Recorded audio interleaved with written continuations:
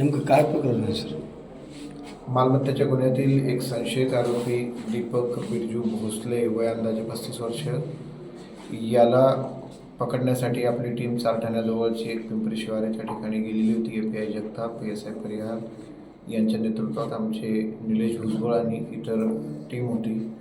तर त्या आरोपी पळून जात असताना त्याला पाठलाग करून त्याला निलेश भुजबळ यांनी पकडले की त्याने त्यांच्यावरती प्राणघातक चाकू हल्ला केला.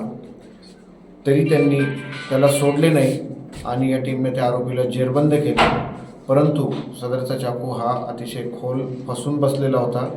तो दात्र्यांचा चाकू होता आणि खोल गंभीर जखम त्यामुळे झाली.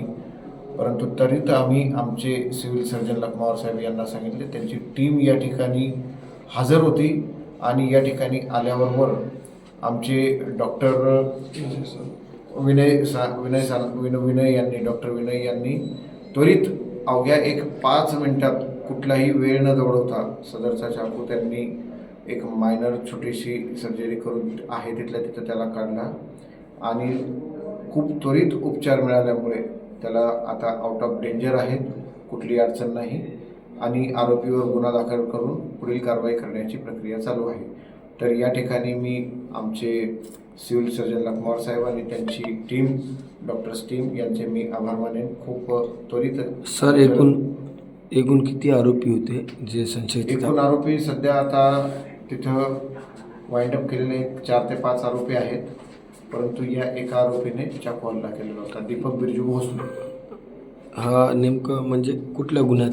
हा चोरी म्हणजे घरफोडी आणि जबरी चोरीच्या गुन्ह्यातला संशयित आरोपी आहे. तर त्या संशयावरूनच त्याला चेक करण्यासाठी त्याला अटक करण्यात. किती वाजता आणि कधी घटना? साधारणतः 8:30-8:45ची ही घटना आहे. चारठाण्याच्या जवळचीच एक शिवार आहे, चारठाणा गावाच्या, तिथे झालेली. ठीक. माझं नाव डॉक्टर विनय सानप. सदरील पेशंट निलेश भुजबळ हे हेड कॉन्स्टेबल आहेत. हे पेशंट आम्हाला जेव्हा फोन आला तेव्हा होतं की त्यांना स्टॅब इंजुरी म्हणून असं आम्हाला फोन आला होता. तर आम्हाला त्यांच्याबद्दल काही एवढं माहीत नव्हतं. पण आले तेव्हा आहे ना, त्यांच्या जे पाठीत जे चाकू होतं ते तसं इन्सिट होतं, म्हणजे पेशंटच्या पाठीला जे चाकू मारला होते तसं पाठीतच होता. तर आपण त्यांना इमर्जन्सीमध्ये आपण कॅज्युअलिटीमध्येच त्यांना एक लोकल देऊन एक पाठीला थोडा बारीकसा चिरा देऊन ते जे चाकू होतं ते आपलं काढण्यात आलं. कारण की ते चाकूला थोडे जे सॉ असतात असे त्याला असं जे आकडे म्हणतो आपण त्याला, जे सॉ असतात ते सॉ आपण ते स्किनमध्ये अडकले होते आणि ते चांगले डीप गेले होते. तर ते डीप गेल्यामुळं आपण ते एक मायनरचं इन्सिजन देऊन लोकल देऊन ते आपण काढले आणि ते सदरील जे इन्स्ट्रुमेंट होतं म्हणजे जे बी वेपन होतं ते आपण पोलिसाला हँडओव्हर केलं. आणि हे सगळं करताना माझ्यासोबत आमचे सोबतचे सहकारी मनोज मोरे सर, आमचे जे HOD आहेत आपले बन सर आणि प्रदीप पवार सर, हे सगळ्यांच्या मार्गदर्शनासाठी आपण केलं. आणि ह्या सगळ्या गोष्टीसाठी आपले CS सर लखमवार सर आणि ACS मॅडम बडे मॅडम यांनी खूप सहकार्य केलं. या गोष्टीला आपल्याला 10 ते 15 मिनटं लागले.